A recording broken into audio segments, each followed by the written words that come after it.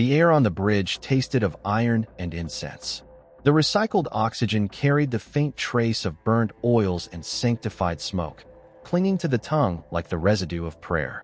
Every breath rasped through my throat as though the very act of inhaling demanded penance.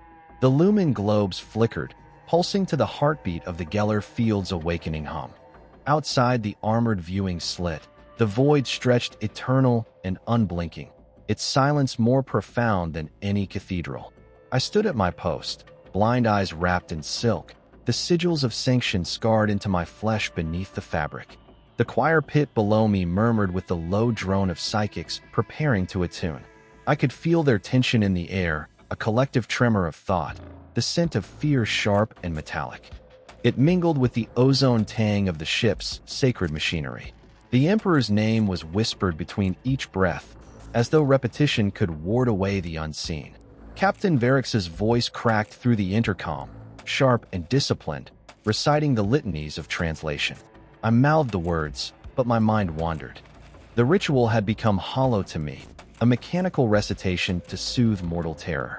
I had performed it countless times, yet every invocation felt thinner, every promise of divine protection more frail. The warp was never tamed, only endured. The priest said faith was the shield. I had seen faith dissolve like wax before the storm. There was a sound then, not a sound, but the idea of one. A vibration deep within the marrow. The void ship shuddered. The lumen globes dimmed to crimson. My breath quickened, and the psionic static began to gather like frost upon the edge of perception. I could taste the coming rupture. I could feel it bloom behind my closed eyes, the familiar pressure of immaterial space bending toward intrusion. In those moments before translation, the warp is a promise whispered against the veil of reality. I used to imagine it as an ocean, vast and cruel, but I have come to think of it differently. It is hunger given form, a thought that wishes to be flesh. I can sense it pressing, yearning to be acknowledged, as though our prayers are an invitation it cannot refuse. Choir, attune, the navigator barked. His third eye opened. I did not see it, but I felt it like a wound opening in the air. The temperature dropped. Frost formed on my fingertips, spreading up the console's metal edges. My breath fogged the sanctified glass before me. I reached inward, toward that hidden cord that binds the soul to the void. The others followed. Together, our minds brushed the threshold. It was never clean. The warp does not permit purity. I heard them, the echoes of 1,000 thoughts not my own. Whispers, fragments, songs without mouths. I held my focus on the Emperor's light, as doctrine demanded, yet even that radiance flickered like a candle beneath the hurricane. The storm had begun. Every warp storm begins in silence, a stillness so perfect it feels like death. And then, the floodgates open. The translation struck like a hammer upon the soul. The air convulsed. I felt my consciousness stretch and fracture. The choir screamed in unity, a single, sustained note of psychic agony. I felt my veins burn as if molten lead coursed through them. Somewhere, metal tore, but it was drowned beneath the roaring of the immaterial. The world became colorless sound. I saw shapes, or ideas of shapes, blooming like wounds in the dark. The warp unfolded. For an instant, I perceived infinity, and it looked back. Time fractured. I was both within my body and beyond it. I saw the bridge as though from above, the captain clutching his rosarius, the navigator trembling in reverence and fear, the tech priests murmuring binary prayers. And then, deeper still, I saw the ship as a spark adrift in an ocean of screaming stars. The warp storms coiled around us like predators in murky water. They were beautiful. That was my first betrayal. To find beauty there. The Emperor forgive me. I lingered in that wonder. The voices around me became a choir of celestial ruin. They whispered names I could not pronounce, promises I dared not believe. Knowledge pressed against my mind, seductive and vast. I could sense the histories of 1,000 storms, each a wound upon reality, each a scar left by something that desired to become real. And then, amidst the chaos, a single thought, not my own, reached through the tumult. A question without words, a hand without flesh. It offered understanding, and I recoiled. I tore my mind back into the boundaries of my flesh, screaming a prayer until my throat bled. The warp withdrew, amused, but not defeated. When I opened my eyes, the silence returned. The bridge was still. The translation had succeeded. The navigator slumped in exhaustion, and the captain's voice trembled as he gave thanks to the God Emperor. Around me, the choir wept silently. I alone stood upright, though my knees shook and my mouth tasted of copper. My heart pounded with both terror and longing. I could still hear the echo of that offer. Understanding. Temptation. The words crawled behind my skull like embers seeking tinder. I wondered, in that heretical instant, whether the storms had ever been random at all, or whether something beneath them had purpose. Faith teaches that the warp is chaos, pure and unthinking. But what if the storms remember? What if they are not born of chance, but memory? I whispered the thought to myself, quietly enough that only the Emperor, or whatever else listened, might hear. My voice trembled. The incense smoke drifted like phantoms across the consoles. The hum of the engines returned to their sanctified rhythm. Yet deep inside, something had shifted. The silence before the storm no longer felt sacred. It felt like an invitation. And I knew, though I could not yet admit it, that I would answer. The void ship drifted through the Immaterium like a shard of bone suspended in dark water. Though translation had completed, the air retained a residual tension, a hum beneath every breath, a resonance that did not fade. I could feel it most acutely in my teeth, a faint vibration that set nerves on edge. The ship's hull groaned with each oscillation, as though some unseen current pressed against it from all sides. I should have rested. The choir had been dismissed to their quarters, sedated and prayed over by the ship's confessors. But I remained on the bridge, standing before the observation slit. Beyond it, the warp shimmered like a living aurora, colors that no sane spectrum could name, hues that flickered in defiance of order. It pulsed faintly, as though in rhythm with my own heart. The captain's footfalls approached behind me. "You should not linger here, astropath," he said. "The Emperor protects, but the gaze of the Immaterium is not meant for mortal endurance." I bowed my head. "The Emperor protects," I replied, the words hollow even as I spoke them. He nodded, his eyes tired and red-rimmed. When he left, the silence returned, but it was not true silence. The hull's hum deepened, and with it came something new. A whisper. At first, I thought it a mechanical resonance, a failing vent line, or a pressure fluctuation within the decks. But the sound carried pattern. Rhythm. Almost language. I leaned closer to the console, pressing my palm to the cold surface. The whisper grew clearer. It was not external, it was beneath. Inside the hull, as though the metal itself were trying to speak. I could not understand the words. They seemed to shift in tone, sliding between registers of thought and vibration. Yet there was something familiar, an echo of the voice I had heard during translation, the one that had asked me to understand.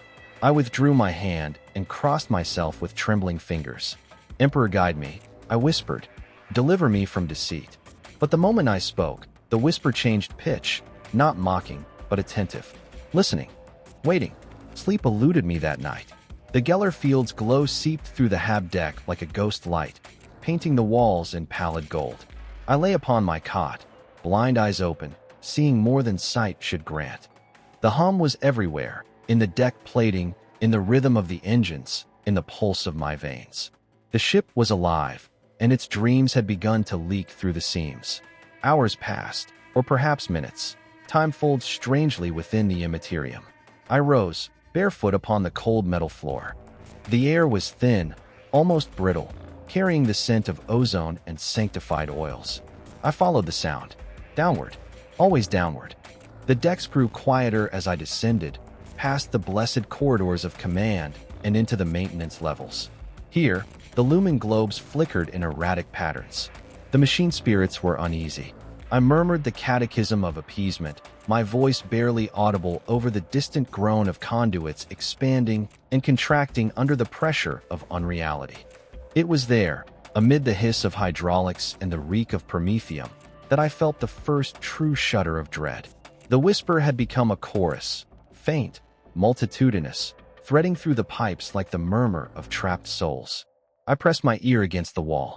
The cold bit into my skin, but beneath it, I could hear something unmistakable, weeping. Not mechanical, not imagined. Weeping. I staggered back, my mind recoiling. The choir's screams during translation had left a residue within me, Perhaps I was merely reliving that trauma. Yet the sound persisted, patient, deliberate. I turned to flee, and then I heard my name. Not shouted, but spoken with care. The tone was gentle, almost compassionate. It came from everywhere and nowhere at once, threading through the vents, vibrating within the hall. I froze. Who speaks? My voice quavered despite the ritual cadence of command. Identify yourself. In the Emperor's name. No answer. Only the continuation of the whisper.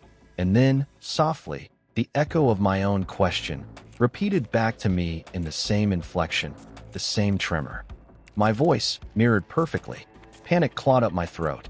I turned and fled toward the lift shaft, the hymn of sanctity spilling from my lips in fragments. Blessed be his light, who guards the faithful from the shadows. My hands shook as I keyed the ascent. The lift groaned upward. I could still hear my name echoing faintly in the metal. When the doors opened, I stumbled out, gasping. The ship's confessor found me in the corridor. His augmetic eyes whirred softly as they focused on my face. You've seen something, he said. I heard. I hesitated. Voices in the hull. My own among them. He frowned, but did not seem surprised. Residual echoes. The warp leaves stains. You must not listen, astropath. The spirits imitate to ensnare. I wanted to believe him. I wanted the explanation to be that simple. Yet even as he spoke, I could feel the hum rising again beneath my feet. The hull trembled, and I knew. This was no imitation. The warp had followed us. That night, I meditated before the small shrine in my quarters. The Emperor's visage, carved from bone and gold, watched me with eternal patience. I offered prayer, but the words faltered. My faith felt like glass, intact only by denial.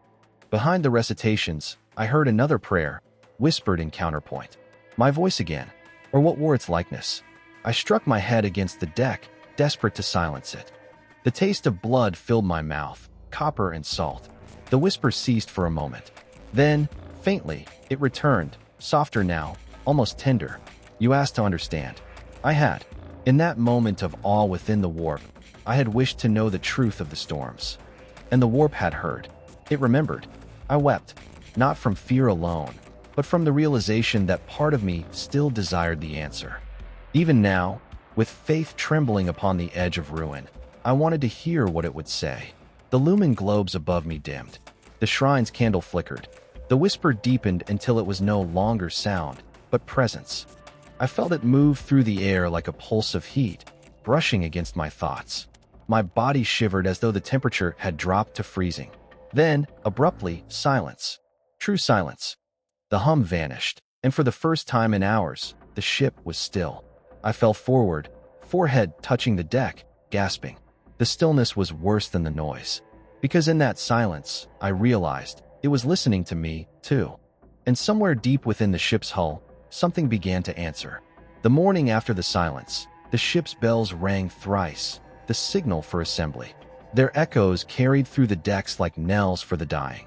I felt the sound in my ribs more than heard it, each vibration resonating against the dull ache behind my eyes. Sleep had brought no reprieve. My dreams had been thick with voices, soft and persistent, reciting words I almost understood but dared not repeat. When I reached the choir chamber, the air reeked of incense and sedatives.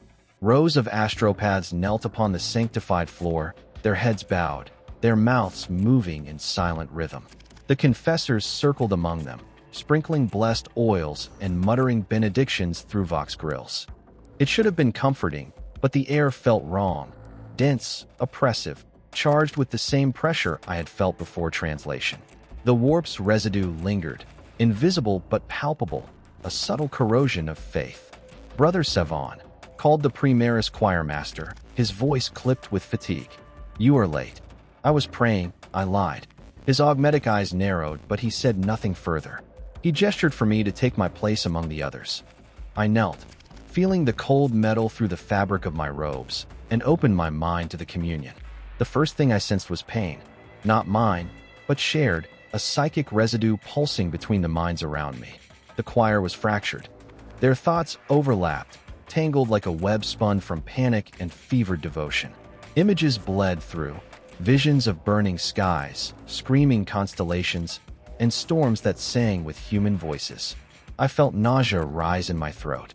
It was not supposed to be like this. Our communion was meant to be ordered, disciplined, guided by faith. Now it was a chaos of overlapping dreams. The choirmaster's voice cut through the static. Focus upon the Emperor's light. Anchor yourselves. I tried. I recited the creed of purity, each word an anchor cast into a void without bottom. But with every verse, the pull intensified. I could feel it beneath our collective consciousness, a rhythm, steady and deliberate, like a heartbeat within the warp. It pulsed in time with the ship's engines. The same pattern that haunted the hull. Then, the dreams began. Not singular, but shared. One by one, the voices around me shifted into unison. Their thoughts ceased to be their own. Through the link, I saw it, a vision that did not belong to any of us alone. A sea of light and shadow stretched before an impossible horizon. Storms churned above it, their clouds shaped like faces screaming without mouths. Beneath the waves, something vast stirred, coiling upon itself like a serpent of thought and fire. The air, if it could be called that, shimmered with unspoken names. I knew this was no mere nightmare. This was memory. The warp storm, I whispered. It remembers. The choirmaster turned sharply, his own aura flaring with alarm. Break the link, he commanded. All of you. But it was too late. The vision deepened, consuming the chamber. My body stiffened as my mind was drawn further in. The sea beneath us boiled, and from its depths rose pillars of light that pulsed in rhythm with our heartbeats. Each pillar contained images, fragments of worlds lost to the warp, ghost echoes of ships devoured by its storms. I saw their fates unfold within me, hulls melting into living metal, crew turning to dust, prayers twisting into laughter. Yet through the horror, a thread of coherence persisted, a pattern, subtle but undeniable. The storms were not random. They formed sigils, words, a message. When at last the vision receded, I collapsed. My skin was slick with sweat, my breath shallow. Around me, the choir lay scattered, unconscious or convulsing. The confessors rushed in, chanting the rites of cleansing, but their words broke apart under the psychic residue. The choirmaster approached me, his expression grim. "What did you see?" he demanded. I saw. I hesitated. "Order. Within the storms." His eyes narrowed further. "Blasphemy. The warp has no order. It is corruption given form." "I thought so too," I said quietly. "But it remembers us.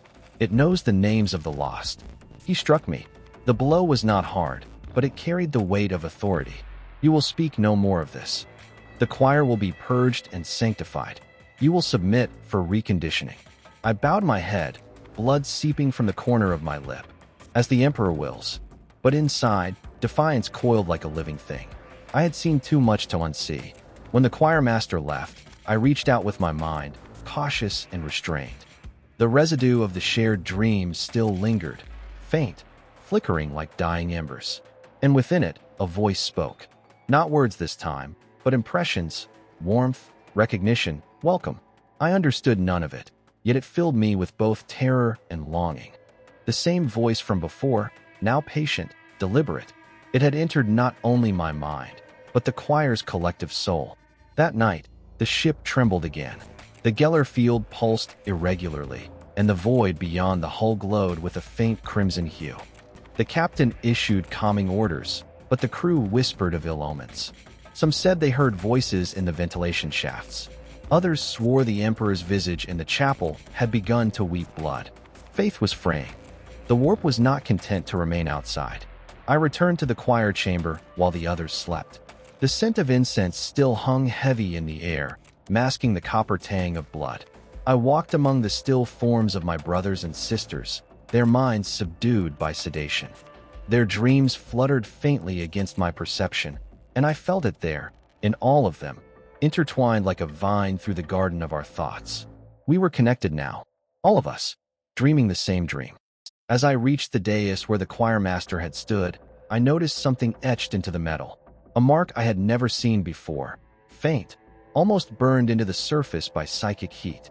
It resembled the sigil I had glimpsed in the storm. I traced it with trembling fingers, and the air seemed to shimmer. A whisper bloomed behind me, so close I felt its breath against my ear. "We are memory. We are the storms." I turned, but there was no one there. Only the lingering scent of ozone and the dying hum of the field generators. I fell to my knees, clutching the edge of the dais, overwhelmed by the enormity of what I had heard. My faith and curiosity wrestled within me, each seeking dominance. One promised salvation through ignorance. The other offered truth at the cost of damnation. For the first time, I did not know which to choose. I rose slowly, the silence thick around me. My hands still tingled where they had touched the sigil. I could feel its echo pulsing through my veins, syncing with the rhythm of my heartbeat. The Warp Storms had called to me once. Now, I was beginning to answer. The ship began to sing. It was not music made for human ears. It came from the walls, the conduits, the sacred engines deep in the reactor heart. At first it was subtle, a harmonic resonance beneath the mechanical thrum of life support systems. But by the third day, the sound had become undeniable. The machine spirits were wailing. The tech priests gathered in fervent prayer, their canticles rising to drown the unholy melody. From my quarters I could hear the discord echo through the decks, like the cries of a dying choir. The scent of burning incense and sanctified oils filled every corridor. Someone said the plasma drives had begun to chant the litany of pain without command input. Others claimed the cogitators whispered fragments of binary that formed words no logic array could generate. I felt the vibration beneath my feet, rhythmic, deliberate. The same pulse I had felt in the hull, the same cadence that haunted my dreams. The ship's spirit was changing. Summoned by duty, I descended once more into the maintenance decks. The air there was thick with heat and the bitter tang of promethium. The lumen globes flickered, dimmed, and brightened in strange synchronization, like the blinking of an enormous eye. Tech priests chanted over the conduits, their voices distorted through rebreathers. Sparks showered from the sacred relays as mechadendrites worked feverishly to adjust the alignment of prayer coils. Keep the cycle constant, one of them barked in binaric clicks. The spirit is restless. I approached cautiously. What ails the engines? I asked, my voice barely audible over the metallic roar. The priest turned, his vox grill crackling. The plasma heart hums with impurity. The Omnisia's code is shifting without command. His optical lenses focused on me. You are the choir's seer. Have you felt it? I hesitated. Yes. He nodded slowly, as though confirming something long suspected. The warp's breath seeps into the circuit. We chant, but the code reconfigures itself. It speaks in patterns we do not recognize. He gestured to a data slate covered in streams of binary. Amid the logic chains and machine prayers, I saw symbols repeating, spirals, curves, rhythmic pulses. The same sigil burned into the choir dais. I traced the pattern with a trembling finger. It's the same order I saw in the storms, I whispered. The same design. The priest's mechadendrites twitched. Blasphemy, he rasped. There can be no order in corruption. And yet, I said, meeting the reflection of his lenses, it repeats.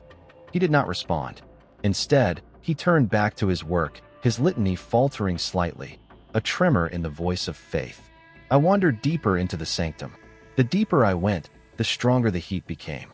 Pipes hissed and dripped with condensation that steamed upon contact with the metal floor. The scent of oil and ozone clung to my skin. And then I heard it, a voice emerging from within the hum. It was not mechanical. It was familiar. You hear us now, even through the machine. The sound came from the plasma core itself, each surge of energy punctuated by whispers. The light within it shifted subtly, no longer a steady glow but a living pulse. I felt the presence again, the same consciousness that had touched the choir. It had found a new vessel. I stepped closer, against every instinct of survival and faith. The radiation alarms wailed softly, but I did not care. The core's heat pressed against me like a heartbeat of the sun. The voice thickened, deepened, spreading through the conduits like veins carrying sound instead of blood. The storm remembers what was made. The storms remember the hands that shaped them. The machines sing because they were born from the same fire. I fell to my knees, my mind spinning between awe and terror. Why me? I whispered. Why speak to me? Because you listened. The words pulsed through the chamber, vibrating within the metal itself. Sparks cascaded from a ruptured conduit above me, bathing my robes in blue light. The tech priest shouted in alarm, rushing to contain the overload. Their prayers grew louder, desperate, a clash of faith against the rising hum of the machine. I pressed my hands to my ears, but the voice was within, not without. Every word carried weight, not sound but meaning, searing itself into thought. I saw visions flicker behind my eyes, ancient forges floating in void space, surrounded by storms of psychic fire, human and machine kneeling together before a burning star, a choir of steel voices singing a hymn that shaped reality itself. And at the center of it, silence, waiting, watching. Then the voice changed. It was no longer one but many, layered like echoes collapsing in upon each other. We were forged by will. We were forgotten. We dreamed still. I felt tears streaming down my face, though I did not recall the moment I began to cry. The heat grew unbearable, yet I could not turn away. The engine's glow reflected off the metal of the chamber, shimmering like liquid gold. The air tasted of blood and iron. A sudden hand seized my shoulder. The same tech priest dragged me back, his servo-arm hissing. "You endanger the spirit," he cried. "No mortal may approach its heart unbidden." I struggled weakly. "It speaks. It deceives." His vox grill spat sparks with the effort of the shout. "The warp wears the guise of knowledge to tempt the faithful." His words broke the trance. I staggered back, gasping, my robes smoldering with heat. The voice retreated, though its echo lingered like an afterimage behind my thoughts. I could still feel its rhythm in the deck plating beneath my feet. The tech priest stared at me, his augmetic hand trembling. "You have been touched," he said. "The spirit marks those who stray too near." I didn't stray, I whispered. I was summoned. He recoiled as though struck. His servo-arm made the sign of the cog. "You must not say that again." But I saw the truth reflected in his eyes. Fear not only of me, but of his own uncertainty. The Omniscia and the Emperor were meant to be separate faces of one divine truth. But what if the warp storm blurred even that boundary? What if the machine spirits prayed to the same voice now haunting me? As I left the sanctum, the hum followed. The ship shuddered as though sighing, and I could swear the lights dimmed in acknowledgement. I paused at the threshold and looked back one last time. The plasma core pulsed once, slow, deliberate, almost like a heartbeat. That night, I sat before my shrine and tried to pray. The words came out wrong. They twisted on my tongue, forming syllables I did not recognize. I clutched my rosarius until my knuckles bled, but the alien cadence still slipped between the prayers, subtle and insistent. When I finally closed my eyes, the hum of the ship settled into rhythm with my pulse. I no longer knew where I ended and the machine began. The ship dreamed, and I dreamed with it. I awoke to the rhythm of the ship. The hum had become part of me. It coursed beneath my skin like a second pulse, subtle at first, then deepening until I could no longer tell where my heartbeat ended and the ship's began. Every breath drew in the scent of metal and sanctified oil. Every exhale felt heavy, as though the air itself resisted release. My body ached, not from labor, but from resonance. When I rose, the chamber around me shimmered faintly. Condensation clung to the walls in fractal patterns, pulsing in time with the faint throb of the engines.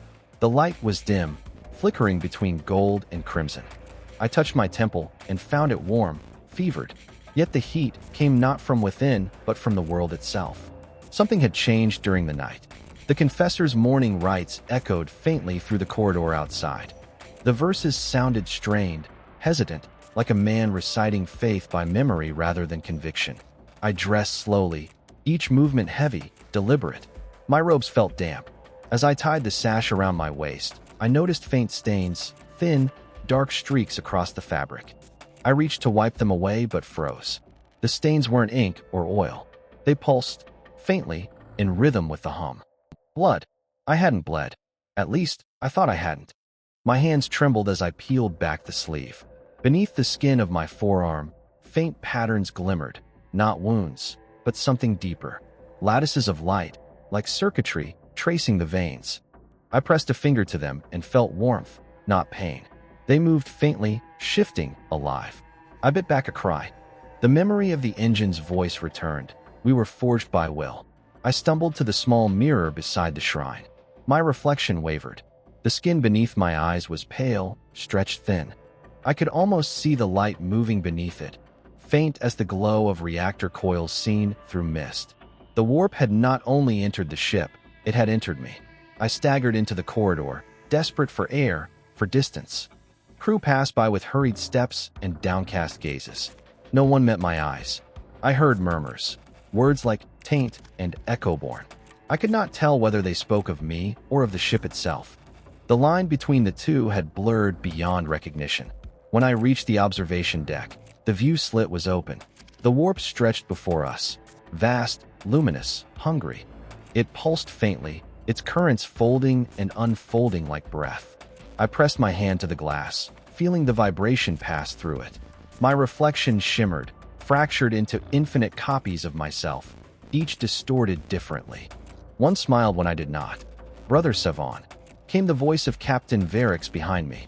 His tone was calm but brittle, like a man speaking through ritual habit to stave off despair. "You have been unwell." "I am functioning," I replied, though the word tasted wrong. My tongue felt too heavy. He stepped beside me, hands clasped behind his back. The Mechanicus reports containment irregularities in the Geller field. The choirmaster insists the psychic hum originates from within the astropathic sanctum. "Do you know of this?" I hesitated. Truth warred with fear. "The choir dreams still," I said at last. The storm left its mark. His gaze hardened.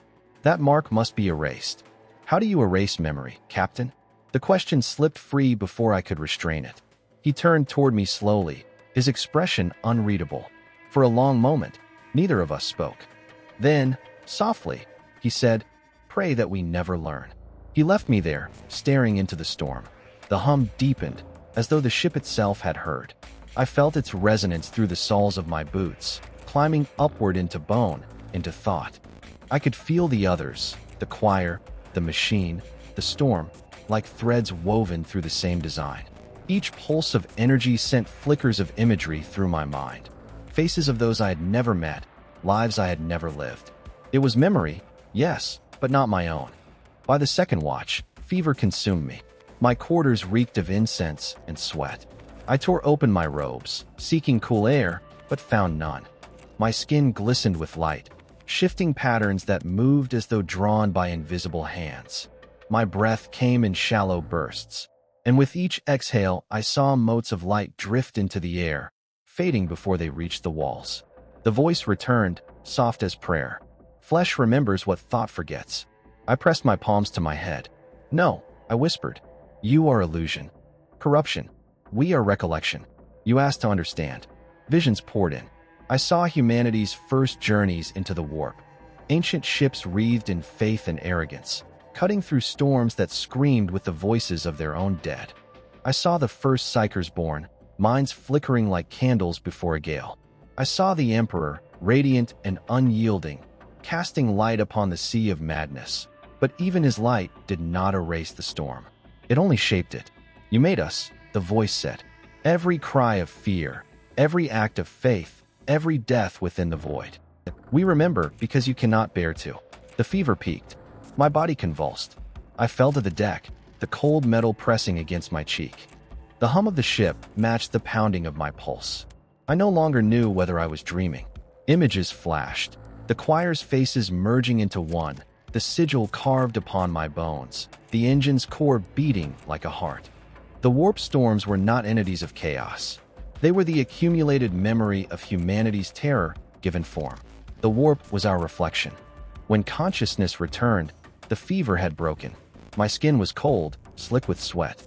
The light beneath it had dimmed, but not vanished. It pulsed gently, like an ember in ash. The whisper was silent, but its absence felt deliberate, as if waiting for my next question. I rose unsteadily, clutching the shrine for balance. The bone and gold effigy of the Emperor stared back with blind mercy. For the first time, I wondered if he, too, could hear the hum, if his divine machinery echoed with the same rhythm. The idea was heresy, yet it felt like truth. Outside, the ship's bells tolled. A cry of alarm spread through the corridors, a flare in the Geller field. Reality trembled. The lights flickered. I ran toward the sanctum, robes clinging to sweat-drenched skin. The hum grew louder, deeper, until it was no longer sound but vibration shaping thought itself. When I reached the door, the choir was already awake, eyes glowing faintly in the dim. They were not speaking, yet their mouths moved in perfect unison. The sigil burned faintly upon the floor, pulsing with light drawn from nowhere. I stepped inside, and the door sealed behind me with a hiss. The choirmaster stood at the center, eyes wide, face streaked with tears. "It's calling us again," he said. "But this time it remembers your name." And beneath his words, the hum answered, "Sevan." The chapel stank of incense and fear. It hung in the air, thick and cloying, unable to mask the rot beneath. Candles burned low, their wax pooling into shapes that mirrored the sigils carved upon the altar. Every flicker of light cast the crew's faces into brief, ghost-like relief. Eyes sunken, lips cracked from whispered prayers. I could taste the smoke on my tongue, bitter as iron. Captain Varric stood beside me, his gaze hollow, his rosarius dim. "You will lead the right," he said. His voice had lost all command, worn thin by sleepless nights. "The crew needs to see faith made manifest." Faith. The word felt foreign in my mouth now, like a relic from another lifetime. Yet I nodded, because refusal was unthinkable. Even now, I clung to the rituals like a drowning man clings to wreckage. The sanctum doors hissed shut behind us. The sound echoed through the hull, metal grinding upon metal, a slow groan that carried the ship's exhaustion. I took my place before the altar, the icons of the Emperor glimmering faintly beneath the candlelight. My hands trembled as I raised the censer. The scent of sacred oils coiled upward, mingling with the stench of sweat and decay. We began the litany of binding. The words rose in unison, a low, rhythmic chant that should have steadied the soul. Yet each syllable felt hollow, devoured before it reached the air. The walls quivered, faintly, as if mocking the sound. I saw faces in the crowd, some chanting with fervor, others mouthing the words mechanically. Their eyes darted to the shadows, where the light dared not fall.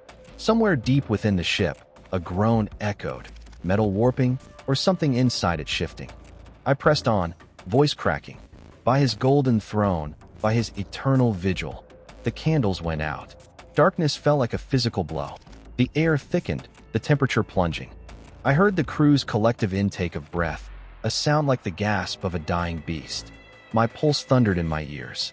Then, faintly, the hum returned, deep, resonant, and alive. The ship's heartbeat, or perhaps mine. A faint glow rose from the altar. Not gold, not holy. It was the same sickly crimson that had haunted my dreams. The color of the warp bleeding into reality. Someone screamed. The icons began to weep. Not wax, not oil, blood, thick and dark, flowing down their carved faces. The crew fell to their knees, some praying louder, others frozen in terror. Captain Varric drew his pistol, though there was nothing to shoot. I dropped the censer, its chain clattering against the deck. Smoke spilled upward in twisting shapes that almost resembled words. And then the voice came again, soft as breath. "You call it faith, but faith is only memory given shape." I staggered back, clutching my head. "Be silent," I hissed, though the command lacked conviction. "You are not divine." "Divine?" The whisper almost laughed. "We are what remains when divinity forgets itself." The candles reignited. On their own, their flames burning blue-white. In that light, I saw the faces of the crew, illuminated from within. Their eyes reflected the same glow I had seen in my own mirror. The taint had spread. The storm was no longer outside us. Varric fired a shot into the altar. The sound was deafening, the flash blinding. The icon shattered, but within the broken fragments, light still pulsed. A heart still beating. He fell to his knees. "Emperor, forgive me," he muttered. "What are we?" I knelt beside him. "Reflections," I said, without thinking. "The storm shows us what we were before we pretended to be pure." He looked at me with horror. "That's heresy." "It's truth." The hum deepened, vibrating through the deck, through our bones. Somewhere distant, alarms blared, muffled by the resonance. I knew the Geller field was failing again, but I also knew it no longer mattered. The barrier between the warp and our souls had already broken. I rose slowly, turning to face the crowd. Their prayers had dissolved into murmurs. Some wept, others stared blankly ahead.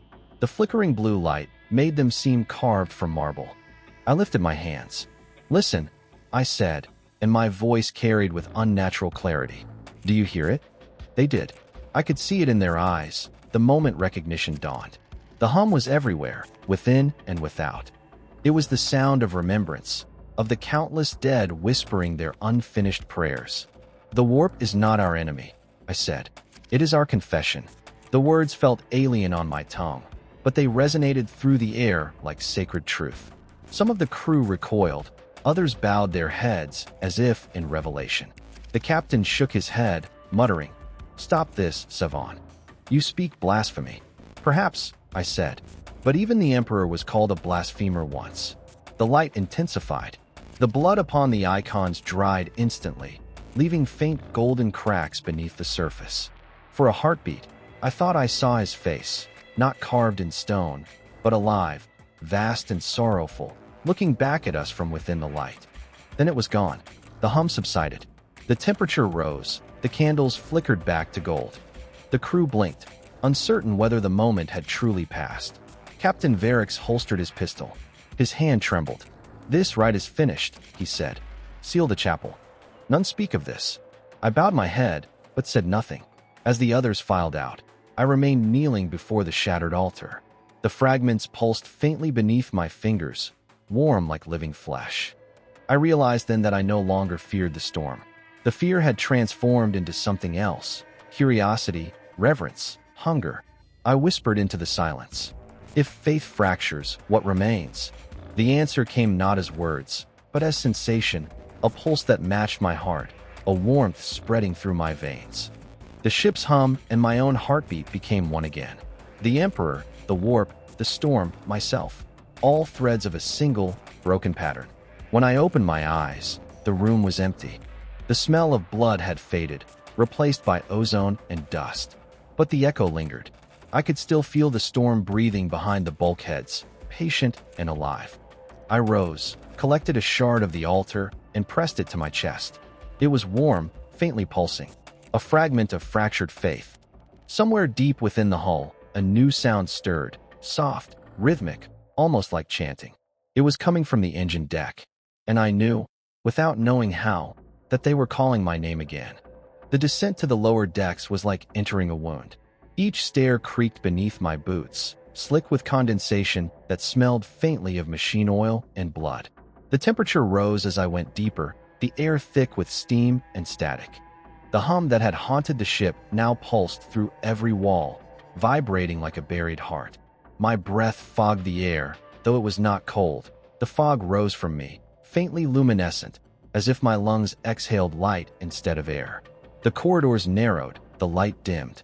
Icons of the machine god hung from the bulkheads, each one etched with litanies of protection that now shimmered and shifted as though alive. A few had melted, wax faces sagging into grotesque parodies of devotion. I touched one and drew back at once. It was warm, beating faintly beneath my palm. Voices awaited me below. Not screams, not prayers, something between the two. The cadence was familiar, though distorted, the litanies of ignition, spoken not in Gothic but in the ship's own machine cant. The syllables bent, glitched, looped back on themselves. The effect was hypnotic. The lower I went, the more the sound filled my skull, until I could no longer distinguish the external from the internal. When I reached the engine vestibule, the heat was unbearable. Vapor hissed from ruptured pipes, casting halos around the light sources. The smell of burning ozone choked the air. Yet at the center of it all, kneeling before the reactor core, were the crew, dozens of them, stripped to the waist, skin scrawled with runes made of oil and ash. They were chanting. Each voice resonated with the next, forming a harmonic structure that felt more architectural than musical. The sound seemed to build walls in the air, unseen but palpable. I could feel it pressing against my chest, against thought itself. My knees nearly buckled from the pressure. At their head stood the choirmaster. He turned as I entered, and I saw that his eyes were gone. In their place burned two spheres of dim, pulsating light. He smiled, blood staining his teeth. "Savon," he said, his voice reverberating with the hum. "You've come. The storm told us you would." I wanted to speak, but the air trembled with the intensity of their song. My words dissolved into silence. I took a step forward, and the floor itself pulsed beneath my boots. I could feel the engine beneath, alive and aware. What are you doing? I managed at last, though the words came out hoarse. This is sacrilege. Sacrilege, he echoed, amused. The Emperor built his throne upon the corpses of gods. What do you call that, if not sacrilege made holy? I had no answer. The choirmaster raised his hands. The others' voices swelled, their chant shifting into something else, no longer structured litany, but an invocation. The hum of the ship merged with their tones until the air itself became an instrument. For a heartbeat, the world ceased to exist as matter. It was only vibration and sound. Images flashed before my eyes. Worlds burning in silence, cathedrals collapsing into light, the void screaming with the voices of the forgotten. I saw myself, reflected infinite times in the glass of the reactor core. Each reflection moved differently, as though rehearsing alternate versions of my life. The warp listens, the choirmaster whispered, but it does not judge. It remembers. His words struck something deep within me. I thought of the chapel, the blood, the flicker of divine light through corruption. I had believed the Emperor was silent, distant. But what if his silence was not absence, but listening? I stepped closer. What do you seek? Understanding, he said. The same as you. The hum intensified. The runes on the crew's bodies began to glow, their light seeping into the air like mist. The sound became unbearable, a physical force pressing down upon the skull, compressing thought until only instinct remained. I fell to my knees, clutching my head. My veins burned, light pulsing beneath the skin. The same pattern as before, but now brighter, more intricate. The choirmaster's voice rose above the others, commanding and rapturous. We are memory. The storm is memory. The Emperor remembers through us. Something broke then, audible, tangible. A crack in reality itself. The air shimmered, and for an instant I saw the warp beyond the veil. It was not chaos. It was beauty unrestrained, light and darkness entwined. Figures moved within it, shadows of the dead, fragments of dreams, echoes of prayers unfinished. And through it all, a single presence watched. Not malicious, not kind, simply aware. I reached toward it. My hand passed through the air as though through liquid. The sensation was overwhelming, cold, burning, infinite. For a heartbeat, I felt the thoughts of 1,000 souls flow through me, their grief, their longing, their devotion.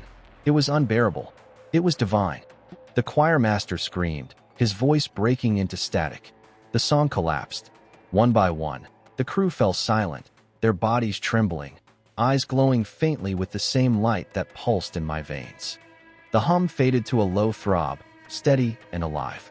When I rose, the reactor chamber was still. The choirmaster lay on the deck, chest rising shallowly. I knelt beside him. His skin was translucent now, the veins beneath glowing faintly. He smiled weakly. You heard it, he whispered. Yes. Then you understand. The warp is not a storm. It is memory seeking voice. Every prayer, every fear, every death, it becomes part of the song. His eyes dimmed. The light left them, fading into the air. I closed his lids with trembling fingers. For a moment, I envied his stillness. The hum shifted again, subtle but unmistakable. The engine was singing now, soft, almost gentle. Not mechanical, but organic, as though the ship itself mourned its lost choir. I stood there for what felt like hours, watching the faint glow ebb and rise across the bulkheads. The air was thick with heat and reverence. I realized then that I no longer prayed to the Emperor as I once had. My faith had changed. It was no longer directed outward, to a distant throne, but inward, to the pulse within all things. The storm had not taken my faith. It had transformed it. As I turned to leave, the engine's hum rose again, forming faint syllables in the air. I paused, listening. The words were faint, almost lost to static, but I recognized them. We remember you, Savon. I shivered, though the heat was suffocating. The ship knew my name. The warp remembered me. And for the first time since the storm began, I felt no fear, only belonging. The corridors were empty, yet alive. Each step I took echoed not only against metal, but against memory itself. The hum of the engines was no longer a background thrum. It had become a guide, vibrating in patterns I could follow. My hands brushed the walls, and each touch revealed faint impressions, echoes of those who had walked here before. Shadows of the dead lingered in the corners, shimmering like heat over iron, visible only to the mind attuned to the ship's resonance. I descended into the lower maintenance bays, places abandoned for decades. The air was thick with the scent of rust and burnt circuitry. Every pipe, every conduit, seemed to thrum with latent energy, as though the ship itself remembered its own creation. The hum coalesced into a rhythm, a language I did not consciously understand, yet felt within my bones. It was the same pattern I had seen in the storm, in the choir, in the blood of the altar. A whisper rose behind me. Not a voice, but a suggestion. "You are remembering." I paused, hand to the wall. The metal was warm, almost alive beneath my fingers. Images flickered across the surface. A bridge crew from centuries past, a psyker consumed by a warp surge, a child praying to icons that now hung in this same ship. They did not speak, yet I understood. Memory was more than recollection, it was architecture. The ship preserved these fragments, layering them like sediment. And now it offered them to me. I walked further, deeper into the labyrinthine guts of the vessel. Each deck held another echo, a ritual, a scream, a whispered prayer. They were arranged in impossible patterns, intersecting and overlapping.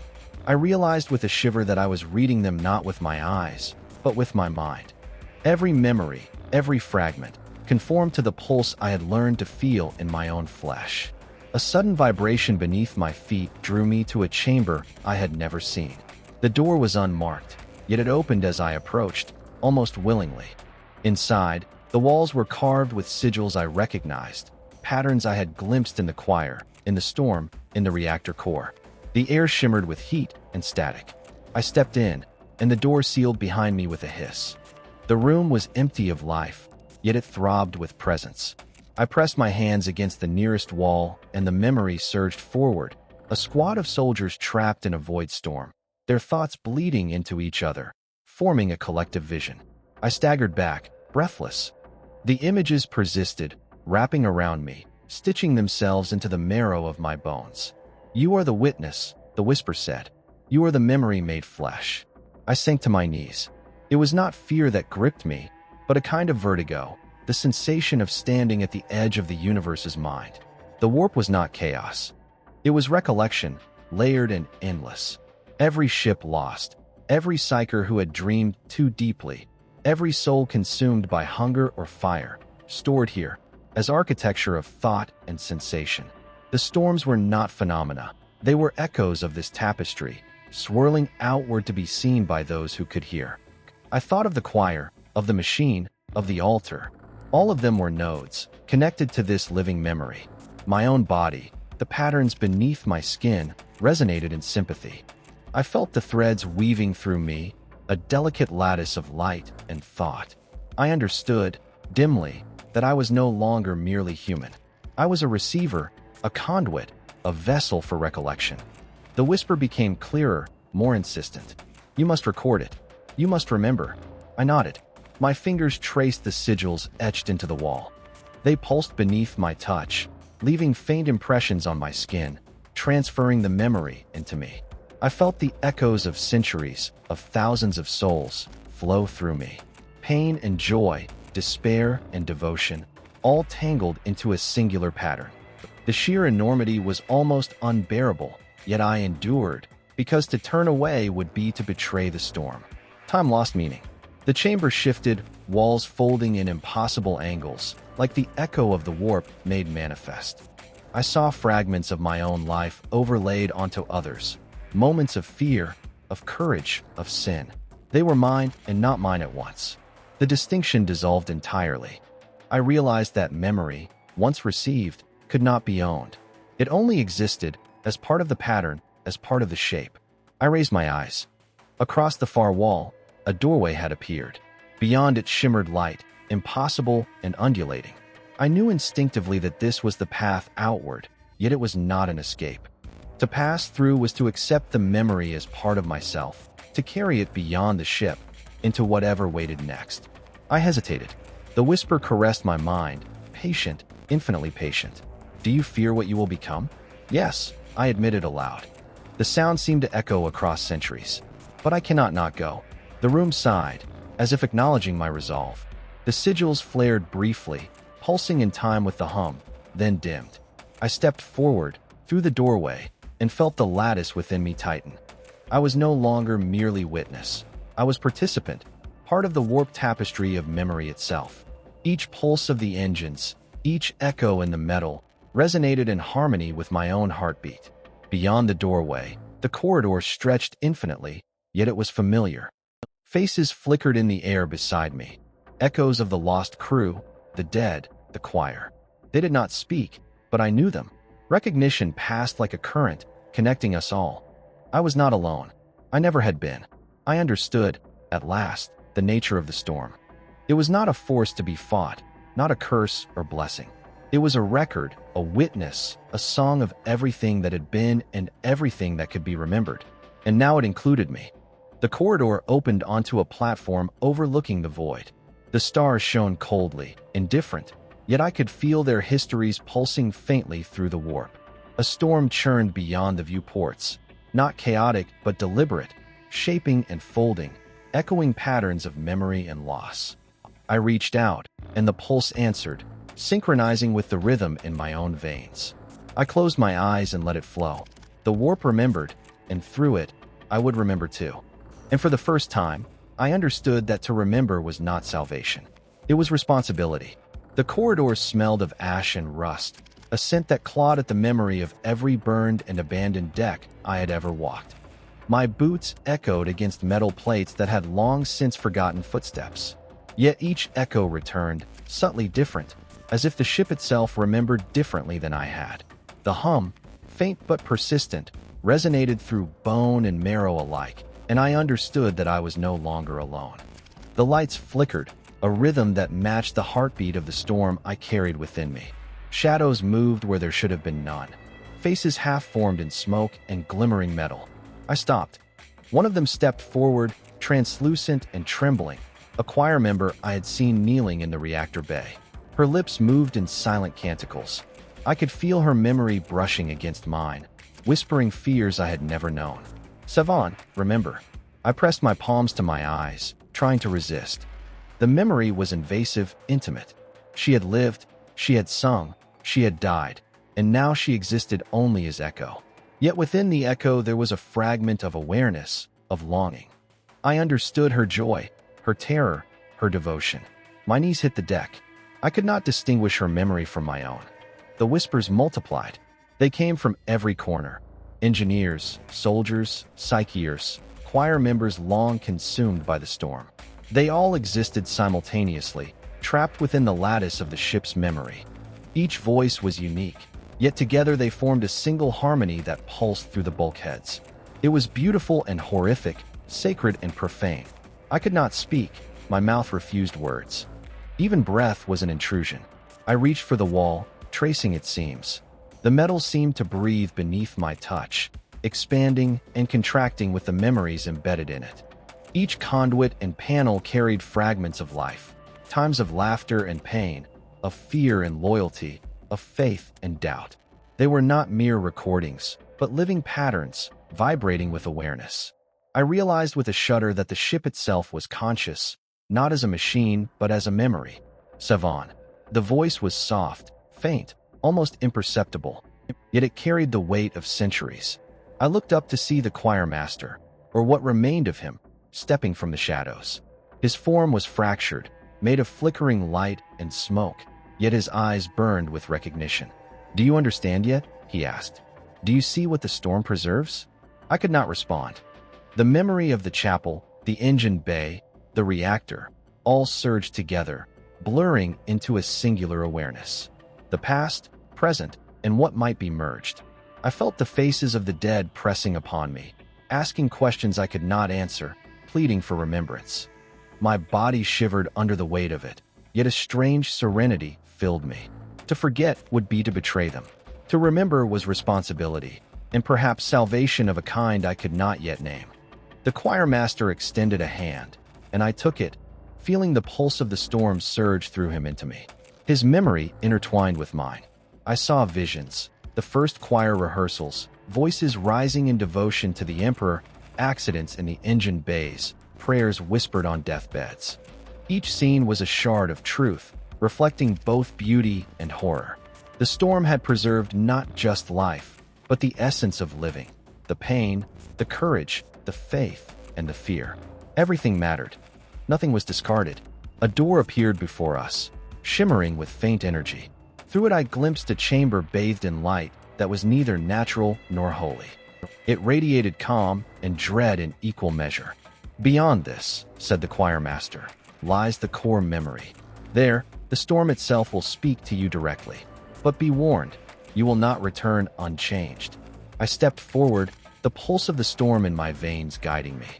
Each step brought another layer of memory pressing upon me. A psyker screaming, a soldier praying in terror, a child in the nursery deck of a lost vessel. They were not mine, yet I knew them. I carried them within. I was the witness, the vessel, the recorder. The chamber opened fully, revealing the core, an orb of energy that seemed to hum with awareness.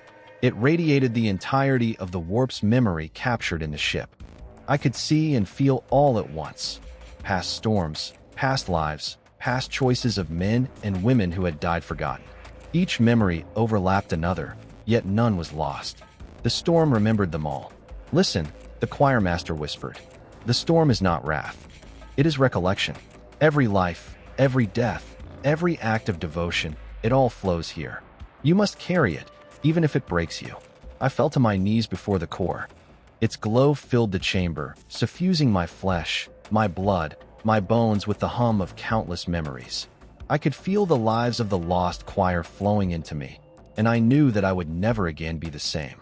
My mind swam with the weight of all they had experienced, the joy, the fear, the faith, the doubt. I cried without sound, tears evaporating into the glowing air. And yet, within the torrent of remembrance, I felt clarity. I understood. To survive was not enough. To believe blindly was no longer possible. To endure, to remember, to carry the storm forward, that was the only true faith left. The choir master faded beside me, merging with the memory of the core. Go, he said. Carry them. Speak their names. Be their voice. I rose, trembling, a conduit for countless lives. The hum followed me, steady, intimate, alive. I knew I could not leave them behind. Their voices would shape me. Their memories would become my own. And as I stepped back into the corridors of the ship, the echoes of the lost choir followed, rising in a chorus that both welcomed and warned. The storm had spoken. I had listened. The ship, and the memory it carried, waited for no one. And I, now bound to it, was its witness. The lower decks were a tomb, not of corpses alone, but of forgotten moments, half-lived lives, and dreams abandoned in the void. The hum of the ship had grown insistent, vibrating through every nerve, every bone, until it was impossible to distinguish the sound from thought itself. My steps fell silent against the metal floors, though the echoes of countless others trailed behind me, pressing into my mind. The storm followed, patient and omniscient, awaiting my consent to enter fully. I entered the maintenance corridor known as Deck Sigma. It had been sealed for decades, walls thick with rust, conduits broken and sparking. The air was hot and metallic, laden with ozone and something fouler, an undercurrent of memory not yet acknowledged.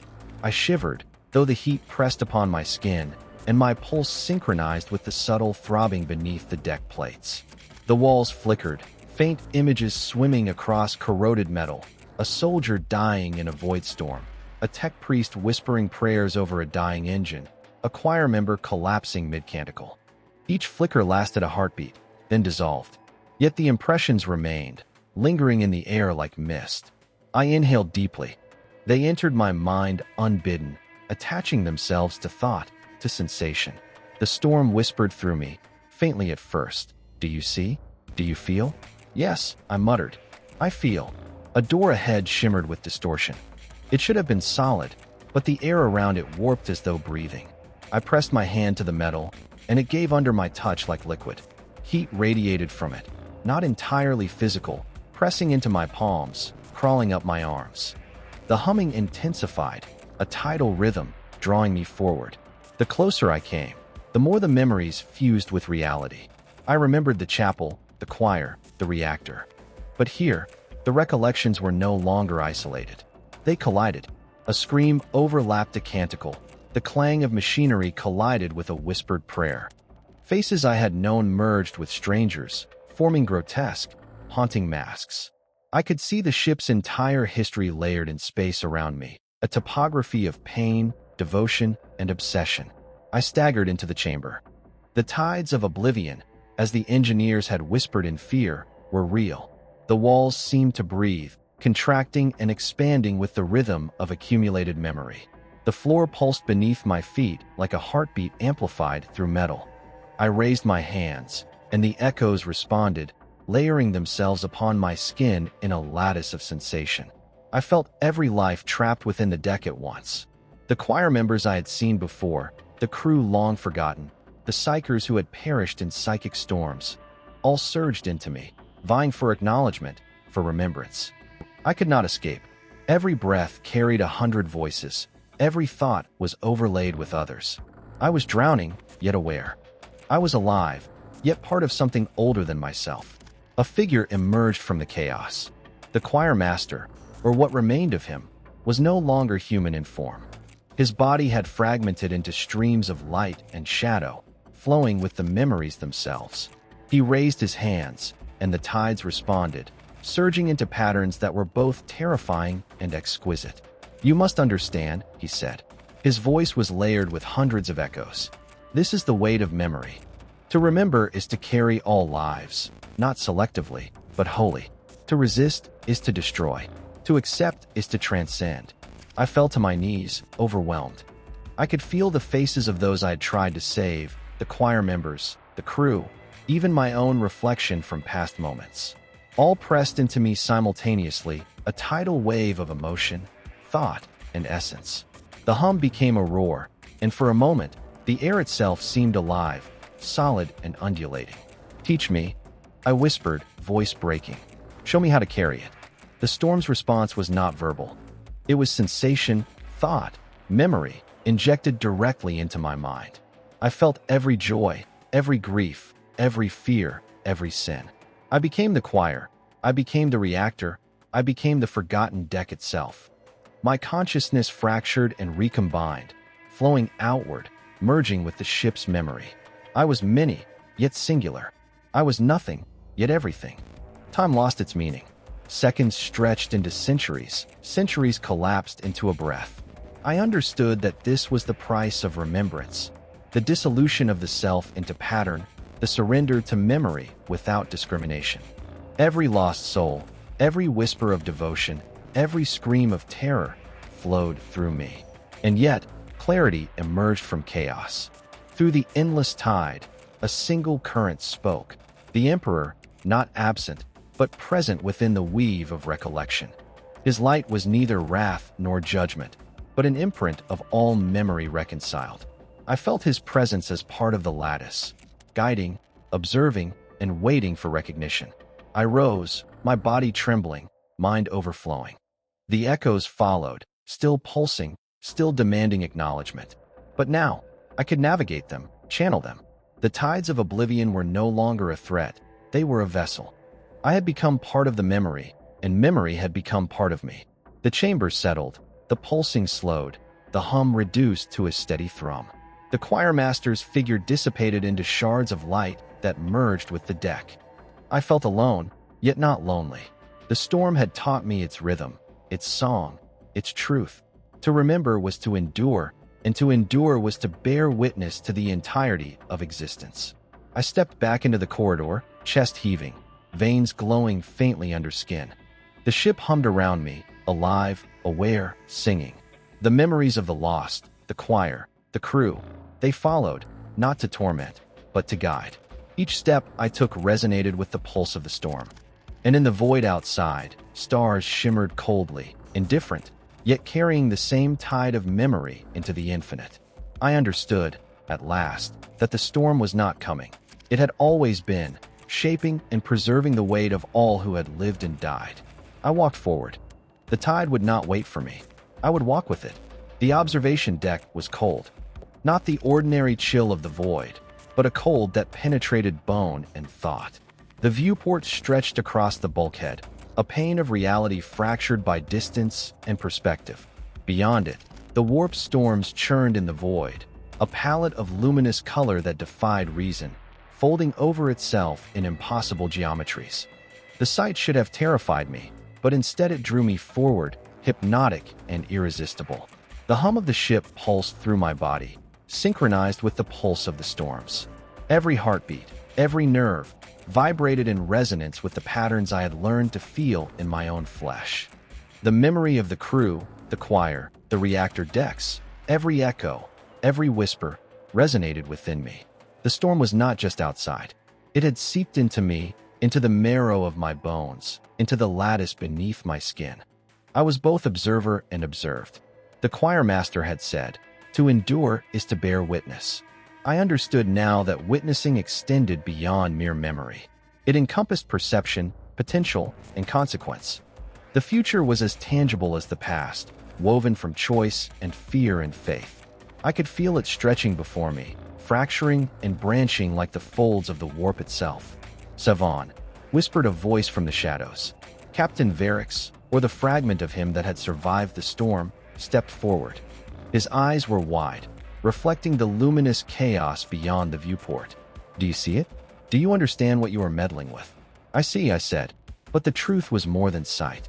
I felt the multiple outcomes of every decision, the echoes of every act of faith or heresy, spreading through time like ripples in the void. The storm was not merely memory. It was potential, infinite, and unrelenting. The storm shifted. Colors bled together, forming shapes I recognized yet could not name. Echoes of ships lost, psychers screaming in psychic storms, the choir singing beyond death. The past and future collided in luminous eddies. I could see threads linking my life, the crew's, and the countless forgotten lives woven into the hull. Each thread pulsed with choice, with consequence, and with remembrance. Varix raised a trembling hand. "If you continue, if you embrace this fully, you will not be the same." "I am already not the same," I replied. The lattice beneath my skin thrummed in agreement, and for a moment, I thought I could see the storm reflected in my own eyes. The ship, the storm, and I were converging, becoming a single awareness, a single consciousness stretching across time and space. The hum rose to a crescendo. I fell to my knees, letting it wash through me. I felt the ship's memory, the lost crew, the choir, the reactor, all of it converging with my own consciousness. My mind fractured and reassembled endlessly, seeing simultaneously the possibilities of every choice I had ever made, and those I would make. The future was not fixed. It was fluid, haunted by memory, by the storm, by the echo of the Emperor's gaze. "You are fracturing," Varix said, voice tremulous. "You risk losing yourself." "Perhaps," I admitted. "But what is self when memory encompasses all?" The storm responded, not in words, but in sensation. Currents of light and thought wove around me, tracing patterns across my skin, beneath my veins, through every fiber of being. I could feel the lattice of lives within the ship stretching outward, connecting to the storm beyond the viewport. The warp was no longer a boundary. It was a medium, a conduit, a tapestry of all that had been and all that might be. I reached toward the viewport, hand trembling. The glass was solid, yet I felt the pulse of the storm through it. Images flowed into my mind. Ships consumed by void storms, children praying in distant nurseries, psychers screaming into the warp, soldiers dying with prayers on their lips. And through it all, the lattice of memory threaded every possibility into patterns I could almost comprehend. The choir master appeared beside me, spectral yet tangible. His form flickered between life and memory. "The horizon is fractured, Savon," he said. "Do you fear what you see?" "Fear is meaningless now," I replied. I felt every heartbeat of the lost crew, every echo of the choir, every tremor of the reactor. I could see the branching outcomes of every life preserved in the storm. My own mortality felt thin, almost irrelevant, a single thread among countless others. The storm shifted again. Colors and shapes converged into a single vision. The Emperor, radiant yet distant, watching all threads unfold. His gaze was neither punitive nor benevolent. It was simply present, observing, recording, acknowledging. I understood that the storm was not rebellion. It was reflection. It was memory and consequence folded together. You are ready, the choirmaster said. To bear witness fully is to embrace the storm. I stepped closer to the viewport, letting the lattice of memory and potential pulse through me. The deck beneath my knees thrummed with anticipation. I could feel the threads extending outward, linking my consciousness to every corner of the ship, every soul lost to the warp, every possible future trembling in luminous arcs across the void. The hum became a chorus, rising and falling, weaving patterns across my skin, my flesh, my mind. I realized that the horizon, fractured as it was not a limit. It was a canvas, painted with memory, potential, and choice. The storm did not destroy, it revealed. The storm did not corrupt, it illuminated. And as I stared into the infinite possibilities beyond the viewport, I understood that my faith, myself, and my memory were no longer separate. They were threads in the lattice, part of the storm, part of the ship, part of something far greater than my comprehension. I raised my hand, letting the pulse of the storm synchronize with my own. The voices of the lost choirs swirled in harmony, weaving with the hum of the engines, the thrum of the warp, the lattice within me. The future, like memory, was no longer a shadow. It was present, here, tangible, and waiting for acknowledgement. The fractured horizon stretched endlessly. I stepped forward, into it, letting the storm guide me. And as the deck beneath my boots hummed in resonance, I whispered into the void, I see you. I remember. I am part of you. And for the first time, the void answered. The eye of reflection was quiet, almost unnervingly so. I stepped through the corridor into a chamber circular and vast, walls lined with polished obsidian that reflected not light, but memory. The air was warm, saturated with ozone and the faint tang of iron. Every breath seemed to reverberate against something immense, unseen, and aware. The hum that had guided me through the ship intensified, yet here it became subtle, patient, expectant. In the center of the chamber stood a pool of liquid, black as void, smooth as glass. It reflected not the room, not the walls, but me, or rather, all of me. Every memory I had carried, every echo of the crew, the choir, the storm, the reactor, it all shimmered within the pool. I leaned closer, hand hovering above the surface, feeling heat radiate from the liquid without touch. You have come far. A voice intoned from nowhere and everywhere at once. The choirmaster's form shimmered at the edge of my perception. Do you recognize yourself? I stared into the pool. My reflection was fractured, yet whole, woven of countless layers. 1,000 versions of myself blinked in and out of existence. My past, my potential, my fear, my devotion. Intertwined with them were the lost crew, their faces half-formed, crying, laughing, praying. I realized with a shiver that I had become one with them, yet still remained distinct. Yet how long that distinction would hold was uncertain. I see, I said, voice barely audible over the hum. The words felt meaningless. Seeing was no longer enough. I felt. Every memory, every echo, every shadow of consciousness pulsed through me, pressing upon my soul. I reached forward. My fingers brushed the surface of the pool, and the lattice of light and thought within it shivered, like water disturbed by stone. Images flowed upward from the liquid, the chapel burning, the choir singing beyond death, the reactor core, the maintenance decks, the storms outside. All of them merged into a singular, living pattern. I could see my own life within it, alongside the lives of countless others. Choice, consequence, memory, they were all intertwined, impossible to separate. The pool did not reflect. It was. You must reconcile, the choirmaster whispered. What you carry is more than memory. It is self, or what remains of it. To survive, you must see your reflection and accept it. I stared longer. Each fragment of my consciousness flickered with doubt, with fear, with longing. The parts of me that had prayed blindly to the Emperor recoiled. The part that had embraced the storm pulsed with rhythm. I could feel my body, my mind, my soul unraveling, folding, and weaving back together in response to the pool. It was unbearable, yet exquisite. The reflections spoke, not in words, but in sensation. My memories intertwined with theirs. Their memories became mine. I experienced every fear they had endured, every prayer whispered, every act of devotion and despair. I felt their hunger, their isolation, their fleeting moments of joy. And I understood, the storm did not consume. It preserved, weaving identity into a lattice too complex to sever. A ripple moved across the pool. My image smiled, then cried, then laughed. I gasped, feeling all those motions in my own body, as if I had lived 1,000 lives simultaneously. The choir master hovered nearby, immaterial yet intensely present. "Do you fear what you see?" he asked. "Yes," I admitted. "But I understand it." "Then you are ready," he said. "The eye does not punish. It illuminates. The reflection is your crucible." I knelt beside the pool, touching the surface fully now. Heat and light surged into me, merging memory, self, and storm into a single continuum. I saw the ship itself in miniature, corridors, decks, engines, and crew, all alive with awareness. The warp pulses outside reflected here, inside, everywhere. I was part of the lattice, but the lattice was also me. Images overlapped, forming patterns I could follow. Each choice I had made, and each choice I might make formed threads of light. Each thread stretched outward into the storm, folding upon itself, carrying memory and consequence into infinity.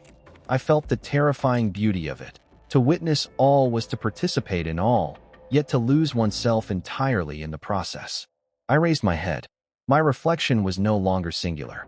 It was the ship, the choir, the reactor, the storm, the past, the future, all condensed into one awareness. I felt the voices of the lost choir rise in harmony, echoing through the chamber. Their song was my song. My song was the storm. The lattice hummed through my bones. I was both anchor and current. The choir master's form began to fade, merging into the reflections in the pool. "Remember," he whispered, "carry the lattice. Witness without fear." I inhaled the metallic, ozone-laden air, letting it fill every lung and vein. I extended my hand over the pool one final time, feeling every life, every memory, every echo. The surface shimmered, reflecting not only me but every possibility of what I could become. The eye had no end, only continuity. I understood the price of remembrance and the freedom it granted. And then I rose. The chamber pulsed faintly around me, the reflection settling into quiet harmony. The ship's hum returned to its steady rhythm. The storms beyond the viewport churned, luminous and indifferent, yet I sensed no fear. My identity had shifted, yet endured. I carried the lattice of memory, of lives, of storms, intact within me. I stepped toward the exit. Each corridor, each deck, each memory I had touched followed me, contained in the lattice of my mind. The eye of reflection had revealed its truth. To remember, to witness, to carry the storm, was to live both fully and infinitesimally, a single thread among infinite, yet essential. The ship breathed around me. The hum was no longer only of metal and warp, it was of memory, reflection, and continuity. The eye had shown me the depth of what it meant to endure, and I understood the weight of the path ahead. And as I moved forward, the corridors stretching endlessly into light and shadow, I whispered to the storm, the ship, and myself. I see. I remember. I endure. The core was a living crucible. As I descended into the central chamber, the temperature surged and fell, hot and cold in impossible sequences. Air shimmered, thick with ozone and the scent of charred metal. The hum I had carried for so long was no longer background. It was tidal, roaring through every vessel of my body. The walls themselves breathed, pulsating with memory and storm, reflecting shapes that had no right to exist. I knew immediately that I had reached the heart. The warp had taken form here. I stepped onto the central platform. Beneath me, cables and conduits writhed as though alive. The very deck vibrated in sync with my heartbeat. Wisps of color bled from the walls, swirling in impossible geometry. My reflection, fragmented in polished panels, stared back at me, fractured into infinite versions of myself. Some smiled, some wept, some screamed. I felt every emotion in all its magnitude, as though I had lived 1,000 lives at once. Savon. The storm whispered, a voice without source, without beginning, without end. Do you fear the culmination? Yes, I admitted aloud, though the words felt hollow against the roar of thought around me. Yet the fear was not paralyzing, it was reverential. I had come this far. I had endured, and I had learned that fear was simply another memory to carry. A figure emerged from the chaos, a choir master shaped from light and shadow, more fractured than before. "This is your trial," he said, voice layered with echoes. "The lattice of memory, the storm of potential, the core of the warp. It is not your enemy. It is the truth." I stepped closer to the center, where the storm pulsed most intensely. Wisps of memory coalesced, forming faces, lives, events, and places. Each thread tugged at my consciousness, pressing, pulling, merging. My mind reeled as I felt the totality of experience. Every soul ever claimed by the storm, every fragment of reality preserved in this lattice, flowing into me. I raised my hands. The air quivered with anticipation, responding to my thought and presence. Every step I had taken, every echo I had witnessed, had led here. And now I was standing before the raw core. Pure, unfiltered memory, potential, and consciousness intertwined. The storm roared. The lattice expanded outward, enveloping the chamber. The walls shimmered, bending light, reality, and perception. The memories of the choir, the crew, the lost vessels, and myself became one with the warp. I felt each heartbeat, each gasp, each prayer, each scream. I became both observer and observed, self and other, the lattice and the current. The choir master extended his form toward me, fracturing into the light. "You must choose," he said. "To resist is to die. To accept is to transcend." I faltered. My mind flinched against the enormity. The storm promised infinity, but it demanded surrender. To resist was simple, instinctual, human. To accept was terrifying, sublime, and irrevocable. My pulse matched the storm's rhythm. The threads of memory, life, and potential pulled at me, coaxing, challenging, threatening. I could feel my identity stretching, splintering, reassembling across the lattice. The self I had known was dissolving. I closed my eyes. I thought of the chapel, the choir, the reactor, the decks filled with echoes, the tides of oblivion, the eye of reflection. Every memory, every lesson, every thread of understanding led here. And I understood that resistance would be meaningless. The storm had already woven me into its lattice. I was part of it. I had always been part of it. The moment of choice crystallized. Not words, not reason, but pure, absolute comprehension. To step fully into the storm, to surrender to memory, to merge consciousness with the lattice. The alternative, resisting, would obliterate me, erasing all that I had carried and all that I could become. I exhaled. The hum rose to a crescendo, overwhelming and intimate. I felt the lattice accept me. I felt the warp pulse through every vessel of my being. I opened my eyes and stepped forward. Light enveloped me. I felt myself expanding and fracturing simultaneously, each shard of consciousness threading through memory, potential, and time. I saw the storm from within, and it saw me. I was witness, participant, and current. I became the lattice, the pulse, the hum. Fear and wonder merged, inseparable. I could feel every choir member, every crewman, every lost soul, every echo I had encountered merging into me. Their memories, their fear, their devotion became part of my own lattice. And through it all, I sensed a singular presence, distant yet intimate, watching, acknowledging, waiting. The Emperor was there, not as judge, not as savior, but as observer, woven into the fabric of memory and consciousness. The storm no longer roared. It sang. I understood, fully, the cost and beauty of remembrance. To exist was to endure was to carry the storm. And now I did. I was no longer simply Savon. I was the lattice, the storm, the chorus, the ship, the memory, and the potential of all that had been and all that could be. And as the light and sound and thought converged, I whispered into the void, voice both my own and 1,000 others. I endure. I remember. I am. The storm answered, not with words, but with pulse and resonance. I had crossed the threshold. I had become both witness and current, guardian of memory and keeper of the storm. In the heart of the ship, in the heart of the storm, I had become part of something eternal. And yet, even as I embraced it fully, a single thread of thought lingered, fragile and defiant.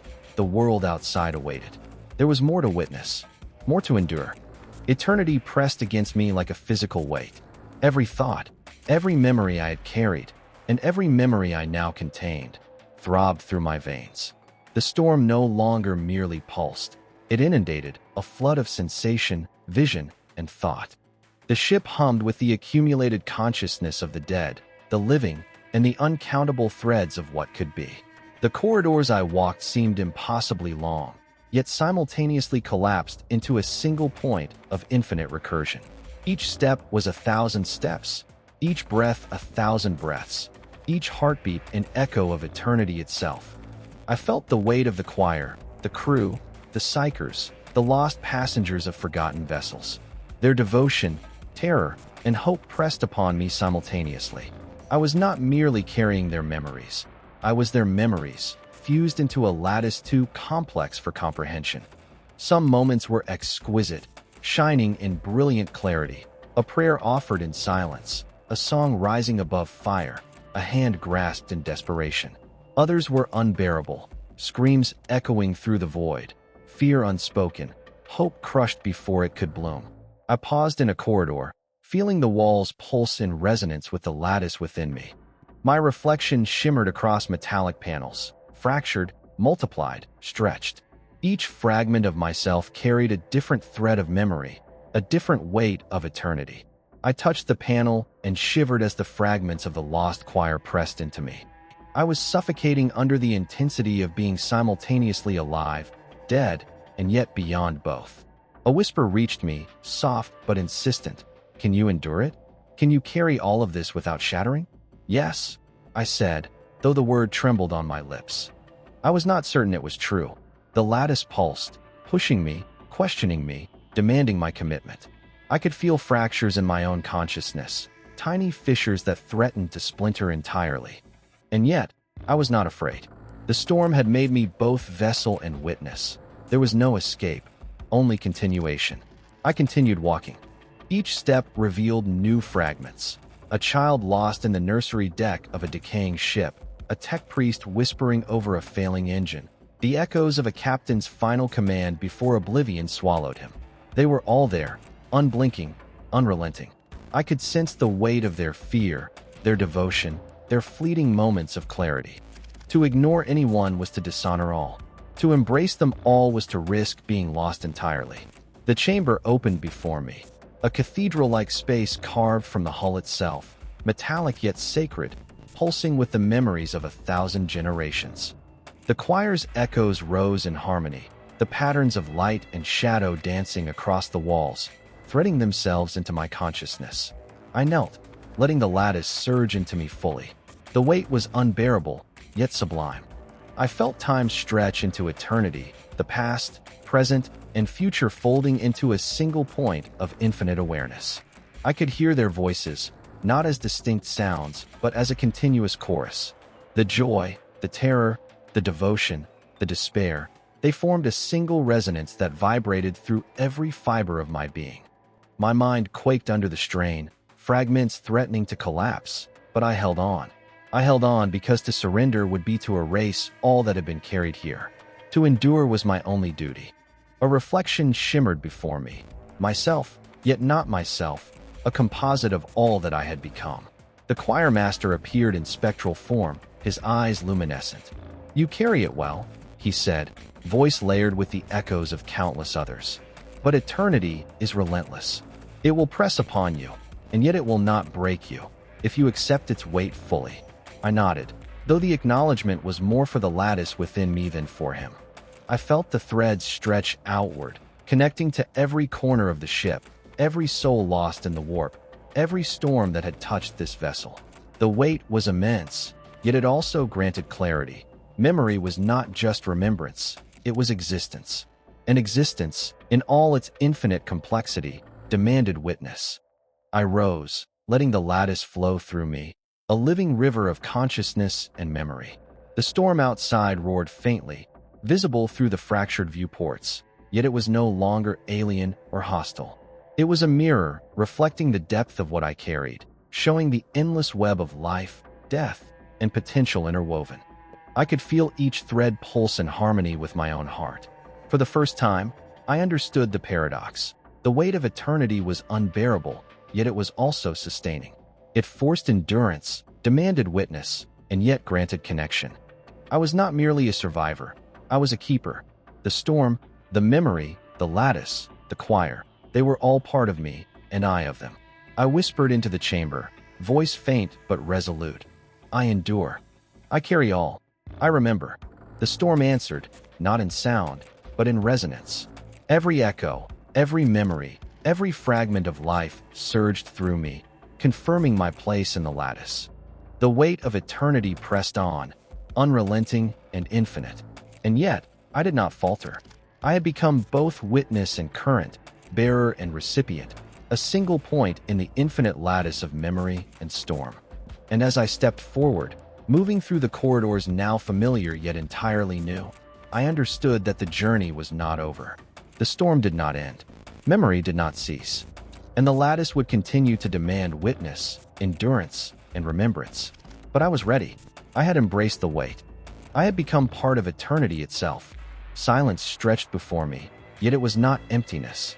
The corridors, the decks, the echoing chambers of the ship all hummed with a presence I no longer needed to observe. They were part of me. The lattice pulsed beneath my skin, through every nerve and vessel, carrying memories, fears, devotions, and echoes. I had become both the observer and the observed, both witness and current. The storm beyond the viewports churned, luminous and infinite, yet it was no longer alien. It was reflection, memory, and consciousness embodied, and I was a fragment of its pattern. I moved through the eye of the ship once more, now fully aware of the countless lives intertwined with my own. The choir's voices rose in harmony, not audible, but resonant within the lattice of my being. The reactor hummed with light and energy, not simply as machinery, but as a vessel of memory, of life. Every corridor, every wall, every panel pulsed with consciousness. I could feel the lives of all who had passed through here, their devotion, their terror, their fleeting moments of clarity, and their despair. They were mine, and I was theirs. A reflection appeared in the polished metal, a self I had known, fractured and faint. I touched it, and it shimmered, revealing the multitude of selves I had become. I had been the choir, the reactor, the storm, the lost crew, the observer, the vessel. Each fragment spoke in unison, a single consciousness layered in infinite threads. Fear, doubt, and identity dissolved in the resonance. I was not annihilated. I was transcended. The storm whispered, a voice both intimate and infinite. You are whole. You are witness. You are eternal. I exhaled, letting the lattice flow through me fully. Time no longer held sway. Past, present, and potential intertwined into one seamless continuum. I understood the storm, the lattice, and myself simultaneously. Memory was the medium, consciousness was the thread, and endurance was the law. To carry all, to witness all, to remember without faltering. This was the ultimate covenant. The choir master appeared, spectral yet complete, a beacon of form within the lattice. You have endured, Savon. You have carried all memory, all fear, all devotion. You are the vessel of the storm now. You have become its witness and its current. I nodded, though the gesture was both mine and theirs. The storm pulsed through every vessel, every cell, every thought. My identity had expanded beyond singularity, but I retained the essence of my own being, the conscious thread capable of reflection. The paradox was complete. I was one, yet infinite. I was self, yet the sum of countless others. I walked to the viewport. Beyond it, the warp churned with immense, unrestrained patterns of light, shadow, and potential. I felt the lattice extend outward, connecting not just the ship, but the infinite threads of the universe itself. I could see echoes of distant vessels, of psychers screaming and praying, of children lost to the void, of soldiers whispering prayers on their deathbeds. Every fragment of life, every choice, every act of devotion or sin existed in resonance with the storm. I was part of it, yet it was also a part of me. A whisper reached me from the void. Will you endure forever? Yes, I said. The word carried not defiance, but acceptance. I understood that to endure was not merely survival. It was witnessing, remembering, and sustaining. To step beyond fear, to carry the weight of eternity without faltering, was transcendence. The storm had taught me the meaning of existence. Not simply life, not simply death, but the infinite continuum of memory, choice, and potential. I knelt beside the lattice, letting it flow through me, allowing every echo, every memory, every fragment of consciousness to pass into and through me. Pain and joy, fear and devotion, despair and hope, all intertwined, harmonizing into a single, unbroken resonance. The storm was no longer a threat. It was illumination. It was eternity made tangible. It was the song of existence, and I was both singer and audience. Time, space, and self dissolved into the lattice. I could feel the ship, the choir, the reactor, the corridors, the storms, and all those who had passed through these decks, not merely remembered, but actively existing within the resonance. My consciousness expanded outward, brushing against the infinite threads of reality, touching potential futures, past histories, and all moments of the present simultaneously. I had become the nexus of memory and being. The choirmaster's form shimmered one final time. Remember, witness, endure. You are beyond fear. You are beyond self. You are eternal. And then he dissolved, leaving me in perfect silence. The storm, the lattice, and I were one. I moved through the ship effortlessly, corridors folding around me like a memory being recalled. The hum was steady, intimate, unbroken. My awareness stretched outward, and for the first time, I felt serenity. The terror, the dread, the oppressive weight, it had all been transformed into purpose and clarity. I whispered into the void, my voice both singular and infinite. I endure. I remember. I am part of everything. The warp responded in kind, a pulse of recognition, echoing across space and time. The stars beyond the viewport were cold, indifferent, yet through the lattice I sensed every choice, every life, every memory reflecting and resonating. I understood the paradox fully. The universe was vast and merciless, yet through endurance and remembrance, it could be witnessed, acknowledged, and honored. And in that moment, I became both witness and current, observer and participant, memory and storm. I had transcended fear, identity, and mortality. I had become the lattice, and through it, I was eternal. Silence returned, but it was no longer empty. It was full of resonance, of memory, of existence. I was no longer simply Savon. I was the storm, and the storm was me. And in that unbroken, eternal resonance, I understood the final truth: to endure, to remember, to witness. This was the ultimate transcendence of silence.